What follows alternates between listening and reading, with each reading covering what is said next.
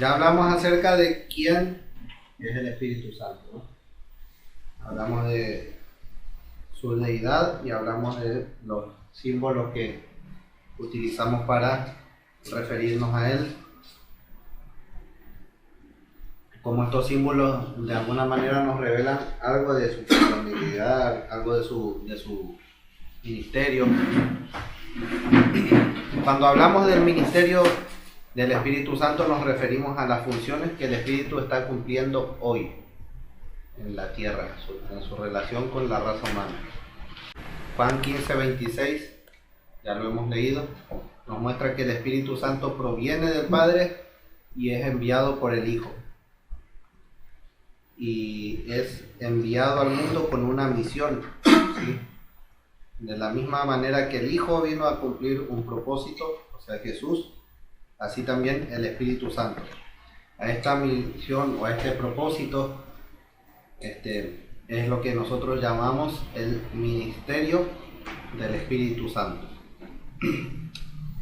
Entonces vamos a hablar acerca del ministerio del Espíritu Santo con respecto a sus relaciones, ¿sí? Tomando como referencia las relaciones que el Espíritu Santo tiene. En primer lugar vamos a hablar del ministerio del Espíritu Santo en relación con la creación, en su relación con la creación. Vamos a hablar también del ministerio del Espíritu Santo en su relación con el mundo. Y después, en la última parte de la clase, vamos a hablar del ministerio del Espíritu Santo en su relación con la iglesia y con el creyente. Vamos entonces al ministerio del Espíritu Santo en su relación con la creación. Ya esto lo hemos dicho, pero vamos a repetirlo. El Espíritu Santo participó activamente de la obra creadora de Dios. Cuando hablamos acá de creación, no solo nos referimos al momento en el que todo fue creado, sino también a lo que podríamos denominar la naturaleza. Excluimos acá al hombre en este punto porque después vamos a hablar del mundo y de la iglesia, ¿no? Pero el hombre también es parte de la creación. Entonces estamos hablando no solo del momento de la creación como lo estamos viendo en este primer punto, sino de todo lo creado, cómo se relaciona el Espíritu Santo con todo lo que ha sido creado. Entonces vemos que el Espíritu Santo participó activamente de la obra creadora de Dios. Génesis 1:2 le vemos ahí moviéndose sobre la faz de las aguas.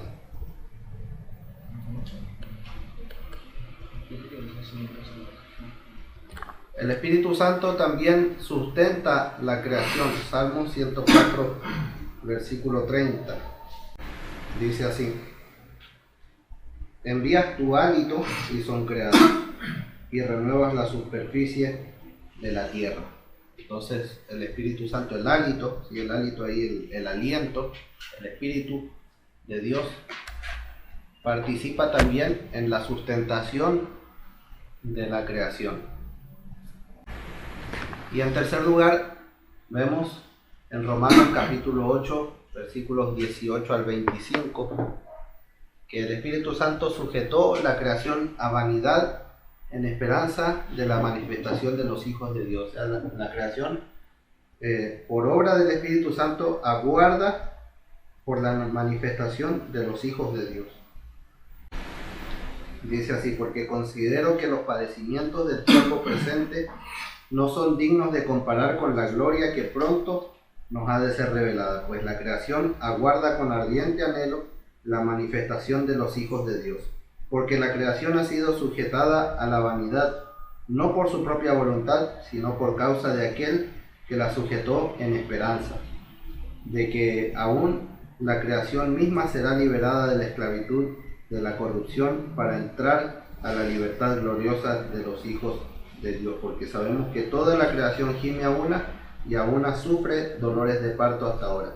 Y no solo la creación, sino también nosotros, que también que tenemos las primicias del Espíritu, que vivimos dentro de nosotros mismos, aguardando la adopción como hijos, la redención de nuestro cuerpo, porque fuimos salvos con esperanza, pero una esperanza que no se ve, no es esperanza, que se ve no es esperanza, pues. ¿Quién sigue esperando lo que ya ve? Pero si esperamos lo que no vemos, con perseverancia lo aguardamos. Bueno, entonces, el Espíritu Santo sujetó a la creación a vanidad, dice, pero en esperanza de qué? De que va a haber una redención, ¿sí? Que así como los hijos de Dios han sido redimidos y van a terminar teniendo una redención completa y total, la creación misma va a tener una redención. Ese es el ministerio del Espíritu Santo en su relación con la creación. Vamos a ver ahora el ministerio del Espíritu Santo en su relación con el mundo. El ministerio del Espíritu Santo en su relación con el mundo. Cuando hablamos del mundo, acá nos estamos refiriendo a la humanidad que no ha sido aún redimida por Dios o que se mantiene en sus pecados por su obstinación y dureza de corazón. No estamos hablando de la iglesia, no estamos hablando de los creyentes. ¿Cómo se relaciona entonces el Espíritu Santo con el mundo? Vamos a verlo. El Espíritu Santo, en primer lugar, es enviado por el Hijo al mundo, con una misión específica. Esa misión es la de convencer al mundo de pecado, de justicia y de juicio. Juan 16, versículos 7 al 11, dice así: pero yo les digo la verdad, les conviene que yo me vaya, porque si no me voy, el Consolador no vendrá a ustedes, y si yo voy, se lo enviaré. Cuando Él venga, convencerá al mundo de pecado, de justicia y de juicio. En cuanto a pecado, porque no creen en mí. En cuanto a justicia, porque me voy al Padre y no me verán más. Y en cuanto a juicio, porque el príncipe de este mundo ha sido juzgado. Entonces, el Espíritu Santo tiene la misión de convencer al mundo de pecado, porque no creen en Jesús. Porque Jesús, la luz, vino al mundo, pero los hombres amaron más las tinieblas que la luz, porque no querían venir a la luz para que sus obras no sean manifestadas, porque eran malas. Entonces, el Espíritu Santo es el que convence al mundo de pecado. Eso quiere decir que nadie tiene excusa delante de Dios, porque el Espíritu Santo convence a todo el mundo de pecado. Y lo vemos en el día a día y en la gente, que aún aquellos que no conocen a Dios, aquellos que no siguen a Cristo, aquellos que no han sido regenerados, tienen una conciencia de lo que está bien y lo que está mal, ¿sí? Porque están siendo convencidos por el Espíritu Santo de sus pecados, pero están siendo obstinados también delante de Dios. En cuanto a justicia, porque hay una justicia que ellos pueden alcanzar por medio de Cristo, ¿sí? Por eso dice, en cuanto a justicia, porque me voy al Padre y no me verán más, haciendo alusión a su muerte, resurrección y ascensión, que iba a ocurrir pronto, en ese momento. Y entonces, de esta manera, Él iba a traer justificación al mundo, y el Espíritu Santo es el que convence al mundo de esta justicia, de que es posible alcanzar la justicia por medio de Cristo. Y en cuanto a juicio, porque el príncipe de este mundo ha sido juzgado, y de la misma manera que el príncipe de este mundo ha sido ya juzgado, todo el que no acepta el sacrificio de Cristo en su vida va a ser juzgado de la misma manera. Entonces es el Espíritu Santo el que tiene el ministerio de convencer al mundo de estas tres cosas: de pecado, de justicia y de juicio. Y en tercer lugar, el Espíritu Santo se opone al deseo de la carne, para que sea evidente que hay un deseo que es contrario al del Espíritu, al de Dios.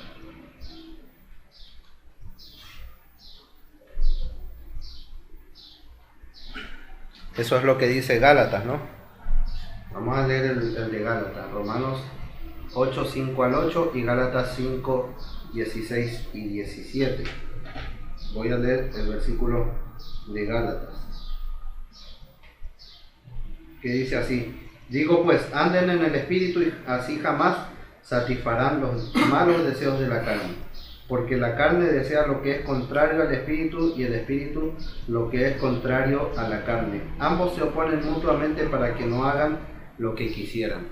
O sea, que el Espíritu se oponga, el deseo del Espíritu se oponga al deseo de la carne, es evidencia a nosotros de que, o al mundo, a aquellos que han sido, que no han sido regenerados aún, de que son esclavos del pecado.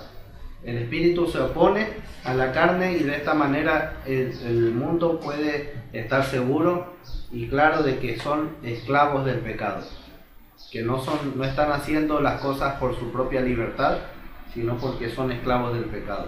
Entonces evidencia esto al oponerse al deseo de la carne.